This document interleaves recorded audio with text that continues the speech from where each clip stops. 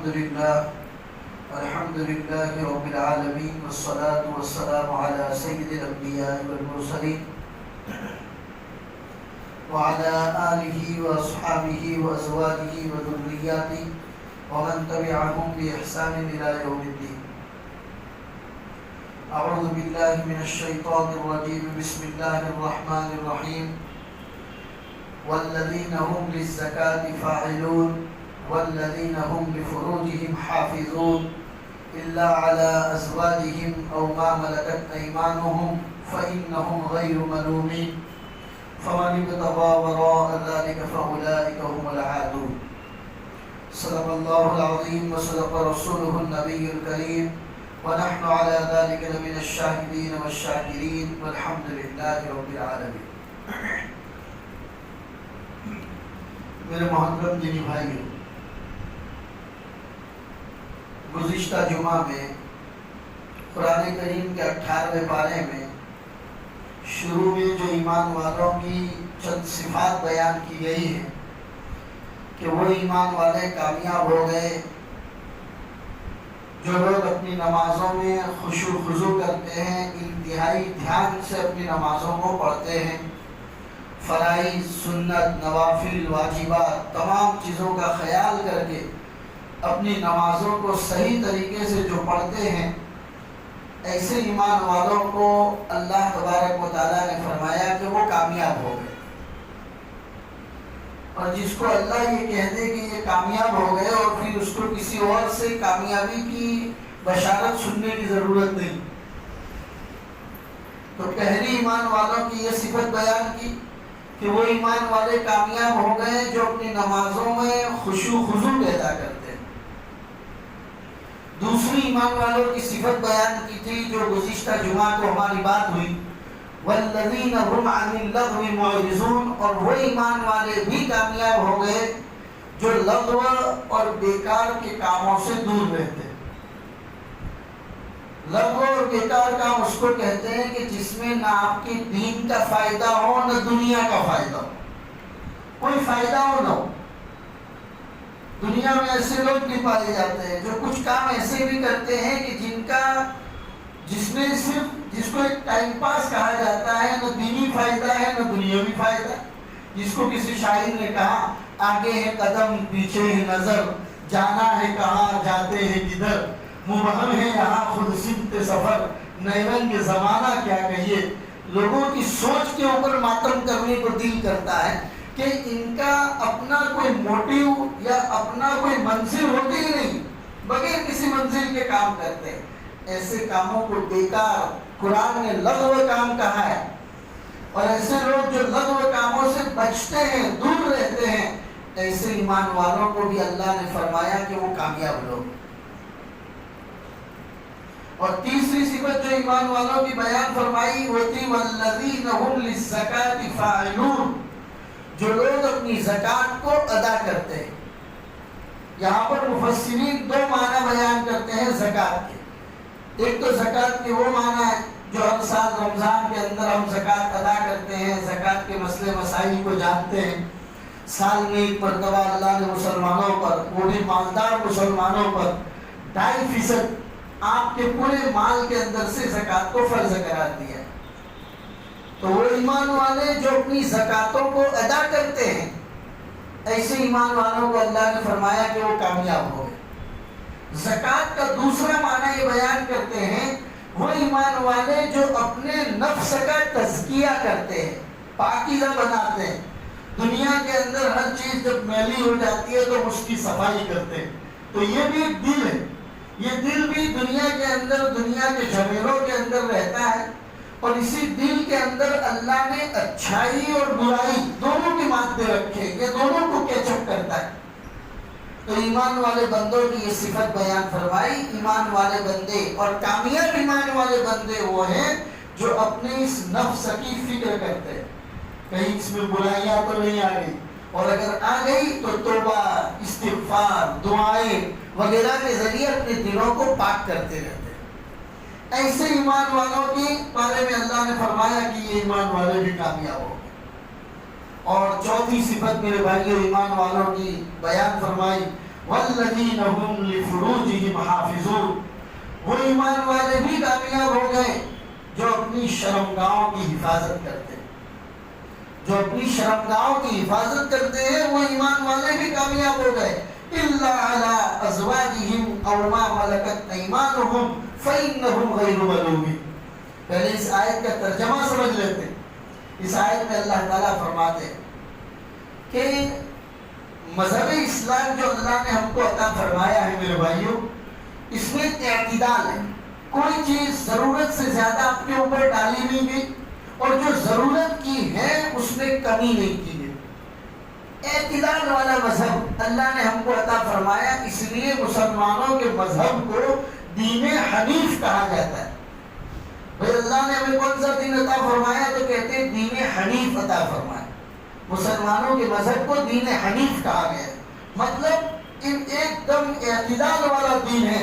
کوئی چیز ضرورت سے زیادہ بوجھ کسی کے اوپر نہیں ڈالا گیا، اور جو مجھے اور آپ کی ضرورت کی چیزیں ہیں اس میں اللہ نے کوئی کمی بھی نہیں۔ انہی میں سے ایک چیز ہے انسان کے اس جسم کے اندر اللہ تبارک و تعالیٰ نے جنسی خواہش کو رکھا، چنانچہ انسان اپنے اپوزٹ جینڈر کو جب دیکھتا ہے، مرد ہے عورت کو دیکھتا ہے، عورت ہے مرد کو دیکھتا ہے، تو اس کے دل میں ایک طرح کی خواہش پیدا ہوتی ہے۔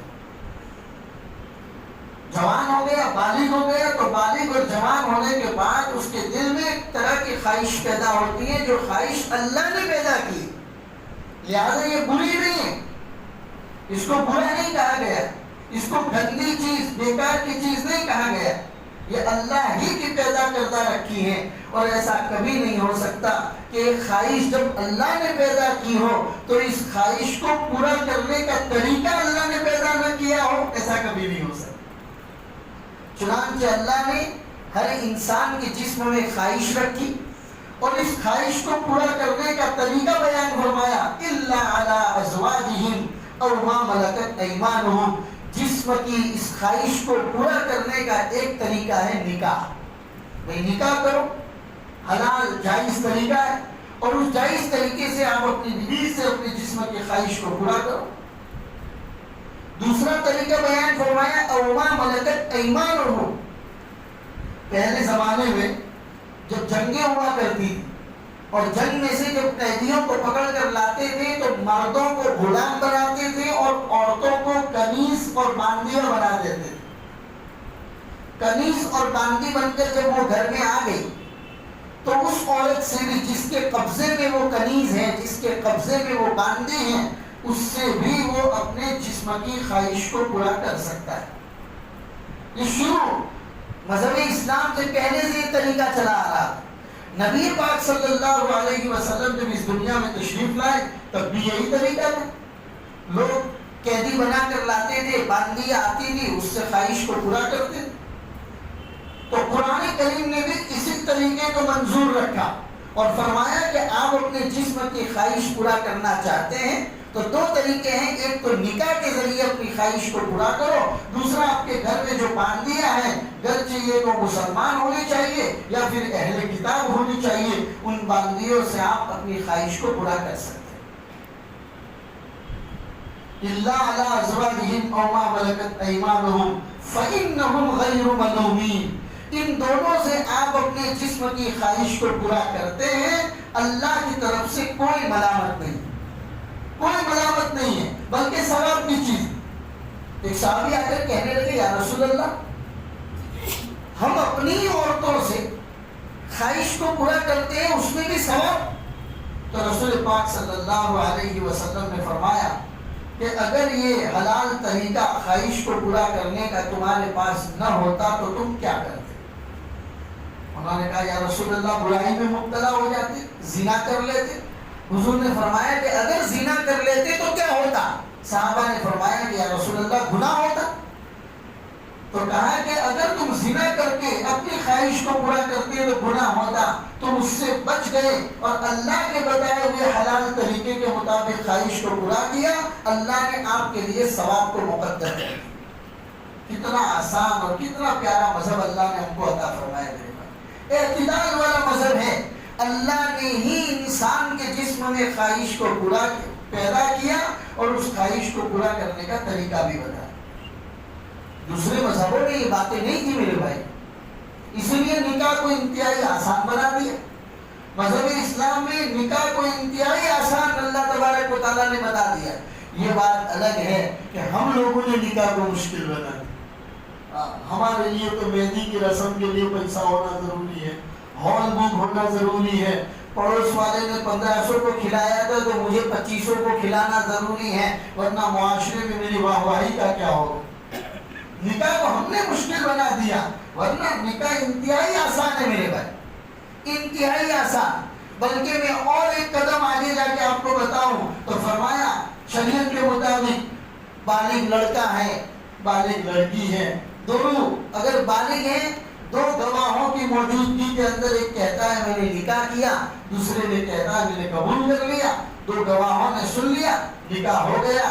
کوئی مسجد میں جانا ضروری نہیں، کوئی قاضی صاحب کا ہونا ضروری نہیں، کوئی نکاح کا خطبہ پڑھنا ضروری نہیں، بس مہر ادا کرو اور نکاح کر لو۔ کتنا آسان نکاح اللہ تبارک و تعالیٰ نے بتایا۔ یہ تو سنت طریقہ ہے کہ بھی اللہ کے گھر میں آ کے نکاح پڑھو، تاکہ لوگوں کے سامنے تمہارا نکاح ہو، لوگ تمہاری نکاح کی مجلسوں میں شریک ہو، اور نکاح جب ہو جاتا ہے تب اللہ کے رسول نے دعا سکھائی بارک اللہ، کہ تم دونوں کے درمیان اللہ برکت عطا فرمائے، لوگ دعا دے اور اس پر آمین کہیں، تمہیں برکتیں ملیں، مسجد کا ثواب ملے، نکاح سے پہلے خطبہ پڑھا جائے جو رسول اللہ صلی اللہ علیہ وسلم کا بتایا ہوا سنت خطبہ ہے، تو اس کا ثواب تمہیں ملے، اس لیے یہ سنت طریقہ نکاح کا بیان کیا گیا۔ ورنہ اگر کوئی قاضی صاحب نہیں ملتا ہے، کوئی امام صاحب نہیں ملتا ہے، کوئی بات نہیں، نکاح تو ہو جاتا ہے، آسانی کے ساتھ ہو جاتا ہے۔ پتا چلا امپورٹنٹ بات جو یہاں سمجھنے کی ہے وہ یہ ہے کہ نکاح کو مذہب اسلام نے انتہائی آسان بنا۔ دوسرے مذہبوں میں یہ بات نہیں۔ دوسرے مذہبوں کے اندر سب سے زیادہ دنیا میں ابھی عیسائی کلچر چلتا ہے، تو عیسائی کلچر کے اندر جا کر معلوم کیجیے نکاح کلیسا میں ہونا ضروری ہے، جو ان کی مذہبی عبادت گاہ ہوتی ہے جس کو چرچ بولتے ہیں، کلیسا کے اندر نکاح ہونا ضروری ہے۔ نکاح کے کئی دن پہلے ان کے جو پادری صاحب ہوتے ہیں، پوپ ہوتے ہیں، ان سے جا کے پہلے اجازت لی جاتی ہے، اپوائنٹمنٹ لیا جاتا ہے، فیس پہلے سے ادا کرنی پڑتی ہے، اس کے بعد جب وہ ٹائم دیتے ہیں اس ٹائم میں وہ بھی کلیسا ہی میں نکاح ہوگا، کلیسا کے باہر کہیں اور اسٹیج وغیرہ کے اوپر نکاح کرنا چاہو نکاح نہیں ہوتا۔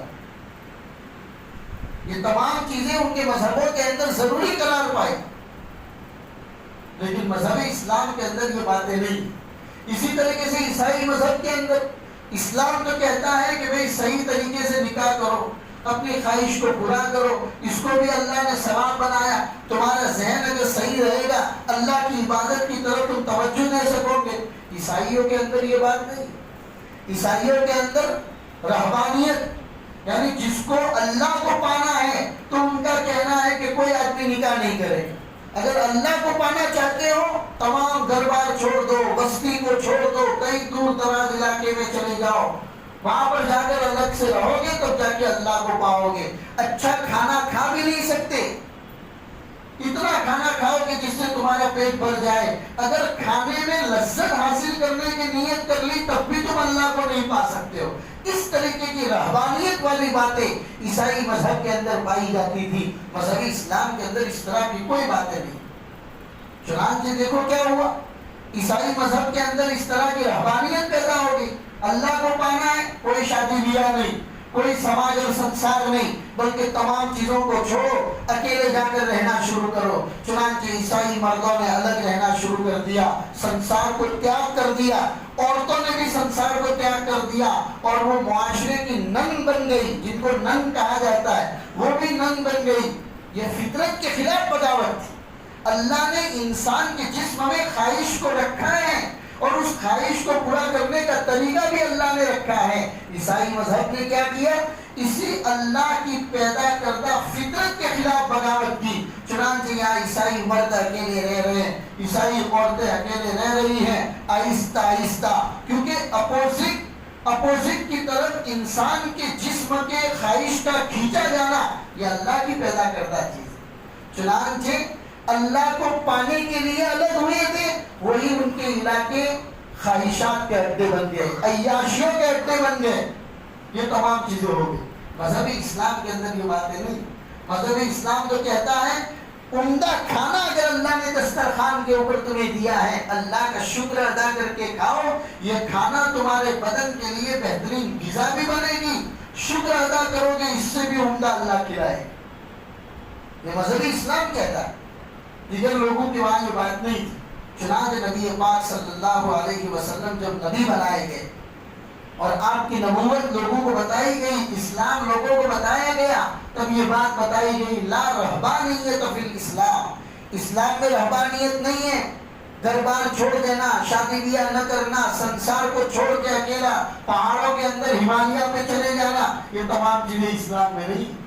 اسلام تو کہتا ہے شادی بیاہ کرو، بال بچے ہو، ان کی پرورش کرو، یہ تمام چیز دین ہے۔ معاشرے میں لوگوں کے بیچ میں رہو، سمندر کے کنارے پہ جا کے الگ سے اپنی جھوپڑی بنا لی اور یہ کہو کہ میں تو اکیلا آدمی ہوں، میری ذات سے میں کسی کو نقصان نہیں پہنچاتا، اللہ کے وہاں یہ قابل تعریف نہیں ہے۔ اللہ تو فرماتا ہے لوگوں کے بیچ میں رہو اور تمہاری ذات سے کسی کو تکلیف نہ پہنچائے۔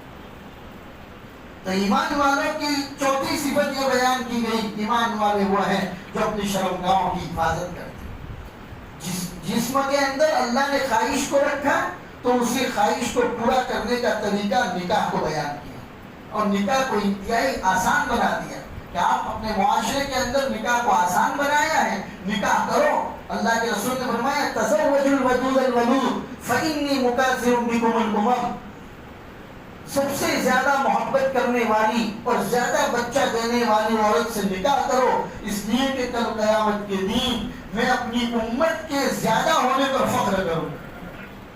یہ سکھایا گیا رسول اللہ صلی اللہ علیہ وسلم کی حدیث، تزوج الودود الولود فإنی مکاثر بکم الامم۔ آسان بنا دیا میرے بھائیوں نکاحوں کو، ہم نے نکاحوں کو مشکل بنا دیا۔ اور جس معاشرے کے اندر جب لڑکے اور لڑکیاں جوان ہو جاتی ہیں اور اس کے باوجود ان کے نکاح کی فکر نہیں کی جاتی تو وہ معاشرے کے اندر برائیاں پنپنے لگتی ہیں، برائیاں پیدا ہونے لگتی ہیں۔ اور اس سے بھی بڑی بات سنو، کل قیامت کے دن اللہ تبارک و تعالیٰ اس ماں باپ کے گریبان کو پکڑیں گے جن کے گھر میں جوان بچے اور جوان بچیاں ہیں اور ان کے نکاح کے انتظام کی ماں باپ کو کوئی فکر نہیں۔ بس یہی سوچ ہوگی جب تک اپنے پیروں پہ کھڑا نہیں ہوتا تب تک اس کی کیا شادی کرائی جائے، سیٹل نہیں ہوتا۔ خدا جانے کس تہذیب کے شکار ہو گئے ہم لوگ۔ سیٹل لفظ ہمارے معاشرے میں کہاں سے آ گیا؟ ارے بھائی نکاح کرا دے، نکاح کے بعد وہ سیٹل ہو جائے، اس کے اوپر بوجھ آئے گا، ذمہ داریوں کا احساس ہوگا تو جا کے پتا چلے گا کس طریقے سے معاشرے چلتے ہیں۔ اور اگر نہیں کرتے ہیں ماں باپ فکر تو رسول اللہ صلی اللہ علیہ وسلم کی وہ حدیث یاد رکھیے، کلکم راع وکلکم مسئول عن رعیتہ، تم میں سے ہر آدمی اپنے ماتحتوں پر ذمہ دار ہیں اور کل قیامت کے دن تم سے تمہاری ذمہ داری کے بارے میں پوچھا جائے۔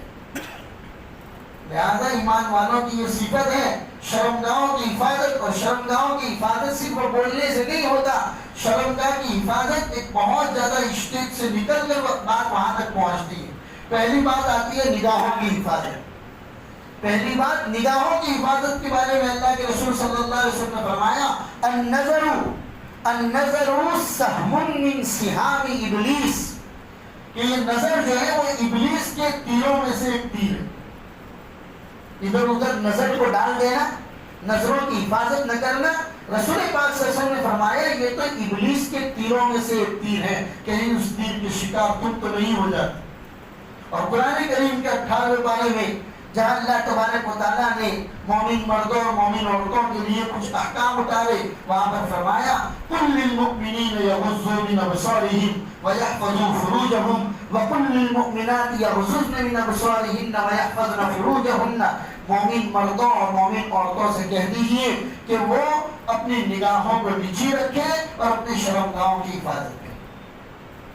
برائیاں جو پیدا ہوتی ہیں وہ سب سے پہلے نگاہوں سے پیدا ہوتی ہیں، اور جب آدمی نگاہوں کی حفاظت کرنا شروع کر دیتا ہے تو وہ کتنی برائیوں سے محفوظ ہو جاتا ہے۔ اور قرآن کریم کی آیتیں، رسول اللہ صلی اللہ علیہ وسلم کی یہ حدیثیں صحیح معنوں میں انسان اگر اس کو سنے سمجھے اور اپنی زندگی میں لائے تو بچنا بہت آسان ہے میرے بھائی۔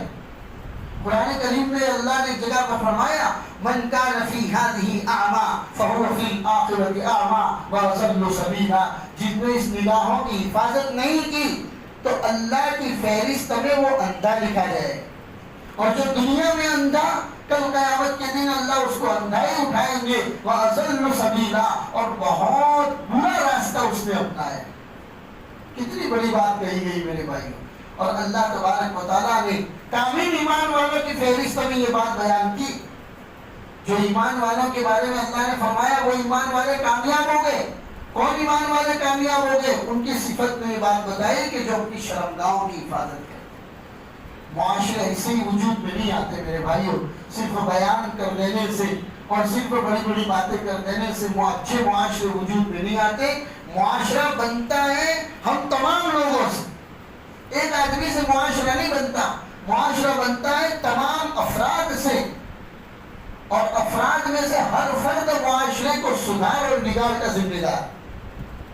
ایک آدمی کسی کو یہاں بیٹھ جانے سے ایک گھنٹہ بیان کر لینے سے معاشرے سدھرا نہیں کرتے، معاشرے اچھائی کے ساتھ وجود میں نہیں آیا کرتے جب تک کہ ہر ایک آدمی یہ ذمہ داری اپنے سر کے اوپر نہیں لے لیتے کہ اللہ نے ڈائریکٹ مجھے کہا ہے کہ مجھے اپنی نگاہوں کی حفاظت کرنی ہے، مجھے اپنی شرمگاہ کی حفاظت کرنی ہے۔ ہر آدمی اگر اس ذمہ داری کو اوڑھ لے معاشرہ خود بخود وجود میں آ جاتا ہے۔ اور اگر انسان ان نگاہوں کی حفاظت نہیں کرتا، شرمگاہوں کی حفاظت نہیں کرتا، ادھر ادھر نگاہیں ڈالتا ہے، شرمگاہیں ادھر ادھر خرچ کرتا ہے، زنا جیسی چیز کے اندر مبتلا ہو جاتا ہے، تو یاد رکھیے کہ آپ کے گھر کا خود کا بھی ایک معاشرہ، کسی کے وہاں پتھر ڈالو گے تو تمہارے یہاں موتیاں نہیں آنے والے، تمہارے گھر میں بھی آ کر پتھر ہی گرے۔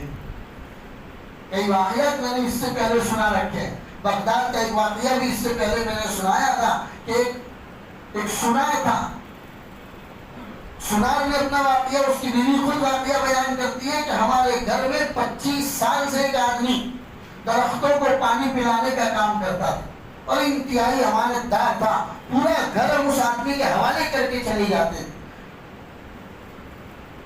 ایک دن وہی پانی پلانے والا آدمی سنار کے گھر میں پانی رکھنے کے لیے آیا تو اس نے سنار کی بیوی کو ہاتھ لگا لیا، آگے کچھ نہیں کیا، سنار کی بیوی کو ہاتھ لگا لیا، سنار کی بیوی چلائی، وہ بھاگ کے چلا گیا۔ دوپہر کھانے کے ٹائم پہ جب سنار گھر پہ واپس آیا تو دیکھا کہ میری بیوی کونے میں بیٹھ کے رو رہی ہے۔ اس نے وجہ پوچھی تو کہا کہ 2 وجہ ہے، 2 وجہ سے رو رہی ہے، ایک تو یہ کہ کسی اجنبی مرد نے میرے ہاتھ کو دبا دیا، اور اس سے بھی بڑی تعجب کی بات یہ ہے کہ ہاتھ دبانے والا وہ آدمی تھا جو 25 سال سے ہمارے گھر میں ہے، آج تک اس نے نظر اٹھا کے گندی نظر سے مجھے نہیں دیکھا ہے، اسی آدمی نے آج میرا ہاتھ پکڑ لیا، بس اسی بات کی وجہ سے میں رو رہی۔ سنار نے اپنی بیوی کی جب اس بات کو سنا تو وہ خود زاروں قطار دھاڑے مار کے رونے لگا۔ بیوی نے کہا کہ اب آپ کو کیا ہو گیا، اب آپ نے رونا شروع کر دیا؟ تو سنار نے کہا کہ میں بھی تو مارکیٹ میں 25 سال سے دکان چلاتا ہوں، کئی عورتیں چوڑیاں پہننے کے لیے میری دکان پہ آتی ہیں، میں روزانہ لوگوں کو چوڑیاں بیچتا ہوں، میں نے کبھی کسی عورت کو گندی نگاہ سے نہیں دیکھا۔ آج ایک عورت نے اپنا ہاتھ میری طرف بڑھایا کہ آپ ہی چوڑیاں پہنا دیجئے، اور اس سے پہلے بھی میں چوڑیاں پہناتا تھا، لیکن آج شیطان نے میرے دل میں کیا بات ڈال دی، چوڑیاں پہناتے ہوئے اس عورت کا ہاتھ میں نے دبا دیا تھا، اللہ نے میرے گھر کے اندر یہ مجھے دکھا دیا کہ کسی اجنبی نے میری بیوی کا ہاتھ دبا دیا۔ تو یہ تو قرض ہے میرے بھائیوں، جیسے آپ وہاں پر ادا کر کے آؤ گے اپنے گھر میں اس کو محسوس کرو گے، اپنے گھر کے اندر اس کو پاؤ گے۔ اس لیے معاشرے کو اگر اچھا رکھنا چاہتے ہیں، کامیاب ایمان والے میں اور آپ اگر بننا چاہتے ہیں، اللہ نے بہترین صفت بیان فرما دی، والذین هم لفروجہم حافظون، جو لوگ اپنی شرمگاہوں کی حفاظت کرتے ہیں۔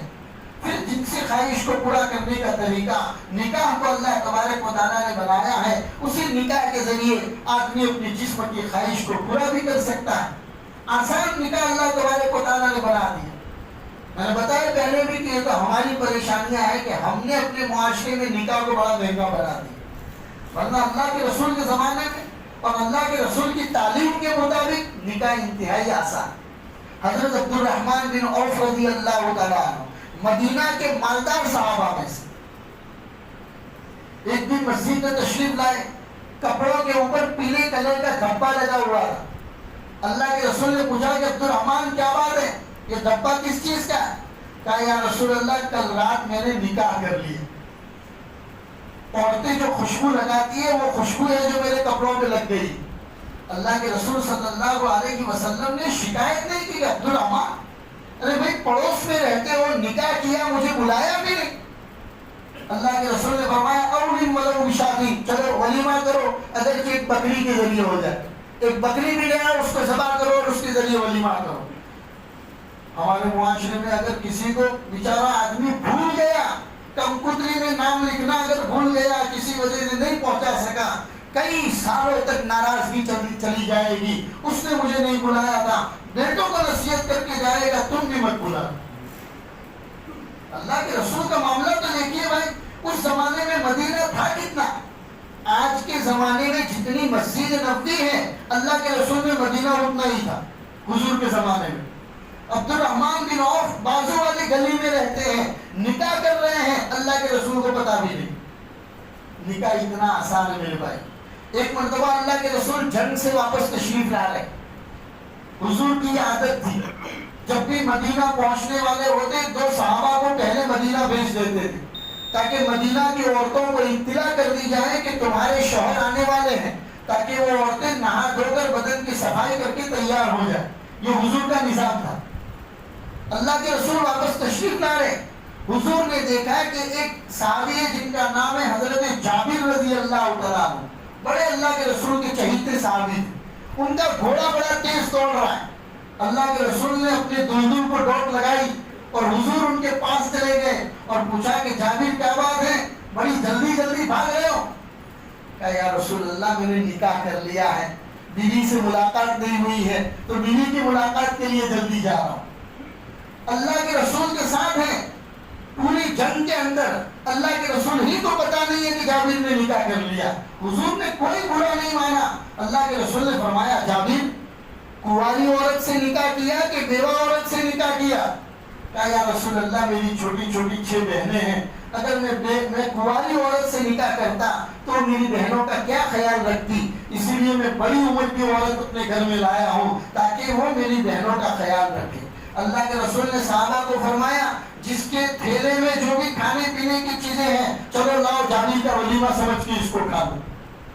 اتنا آسان نکاح ہے میرے بھائیوں، اور اسی کے ذریعے انسان اپنی جنسی خواہش کو پورا کرتا ہے. اللہ تبارک و تعالیٰ نے اس کو بہت آسان بنایا ہے، اسلام نے اس کو بہت آسان بنایا ہے. اور جو ایمان والے اپنی خواہشات کی حفاظت کرتے ہیں، جہاں پر اللہ نے پورا کرنے کا کہا ہے وہیں پر خواہش کو پورا کرتے ہیں، ادھر ادھر منہ نہیں مارتے ہیں، ایسے ایمان والوں کو اللہ نے کامیاب ایمان والا کہا ہے. اللہ ہم سب کو کامیاب ایمان والا بنائے، ہمارے معاشرے کو اللہ انتہائی پاکیزہ بنائے. اپنے گھر کے بچوں اور بچیوں کی جلد سے جلد جب وہ قابل عمر ہو جائے تو ان کی شادیوں کی فکر کرنے کی اللہ ہمیں توفیق عطا فرمائے. وصلی اللہ علی النبی الکریم وعلی آلہ واصحابہ اجمعین برحمتک یا رب.